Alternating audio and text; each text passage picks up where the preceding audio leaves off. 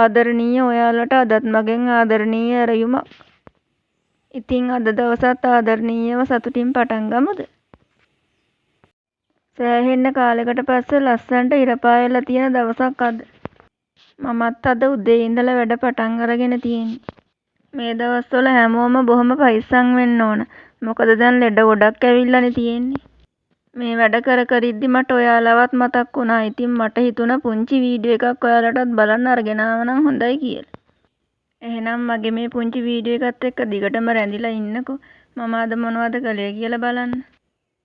ලෝතුරු අමාමෑණී බුදු පියාණන් වහන්සේ උදෙසා බුද්ධ පූජාවත් ඉතා ශ්‍රද්ධාවෙන් ගෞරවයෙන් සකස් කරලා පූජා කරන්න ලැහැස්ති කළා.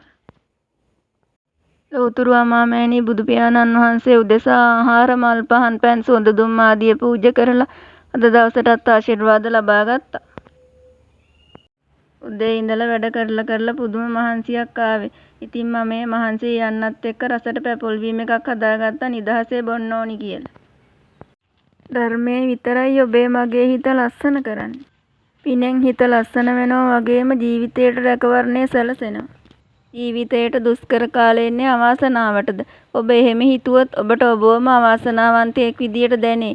ඒත් ජීවිතයට එන දුෂ්කර කාල ඔබේ වීරිය, ඔබේ ඉවසීම, ඔබේ කැපවීම, ඔබේ අවස්ථානෝචිත නුවණ, ඔබේ හයිය ඔබට තේරුම් ගන්න ලැබුණු යම් අවස්ථාවක් කියලා හිතුවොත් ඔබට ඔබවම ධෛර්යවන්තයෙක් විදියට දැනේ. ඉතින් අවාසනාවන්තයෙක් නොවි ධෛර්යවන්තයෙක් වෙන්න.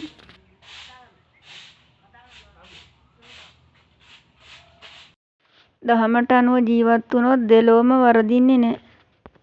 අතීතය දිහා බලාගෙන මිනිසුන් ගැන තීරණය කරන්න හදිස්සි වෙන්න එපා. එක මොහොතක් ඇති කෙනෙකුට වෙනස් වෙන්න. ලෝකය අතෑරලා හිත ජයගත්ත මිනිසුන් අටලොව දහම ඉදිරියේ හැමදාම සතුටින් හිටියේ.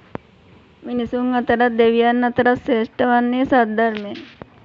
දෙව්ලොව දෙවියන්ට බඹලොව බ්‍රහ්මයන්ට පවා සසර දුක් නිමා කරන්නට උපකාර වූයේ මනුලොවට දායාද වූ ධර්මය පමණි.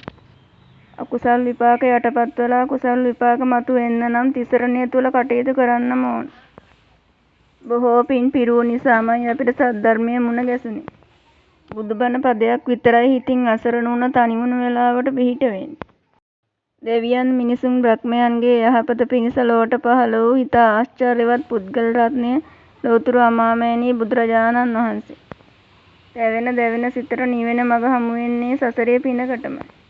ඔබත් මමත් මේ දුක්ඛිත සසර බැඳීම් වෙනුවෙන් මහ මුහුද පරදාල ඒ කඳුළු සැලූ බව ඒකායන සත්‍යයක්. බිඳෙන දේ අතර ඉක්මනින්ම බිඳී යන්නේ සිත. 31 තලයටම සැපයක් වෙලා තියෙන එකම උපත නම් බුදු උපත පමණි. ප්‍රඥාව ඇති තැනැත්තා ලෝකෝත්තර පමණක් නොව ලෞකික දියුණුවත් අපේක්ෂා කරයි. එහෙනම් මං අදට ගිහින් එන්නම්. මම නැවත එනකන් ඔයාලා පරිස්සමින් සතුටින් ඉන්න. ඔයාලා හැමෝටම බුදු සරණයි. මගේ වීඩියෝ බලාගෙන හිටියටයි මාව අහගෙන හිටියටයි ඔයාලා හැමෝටම මම හදවතින්ම ස්තුති කරනවා.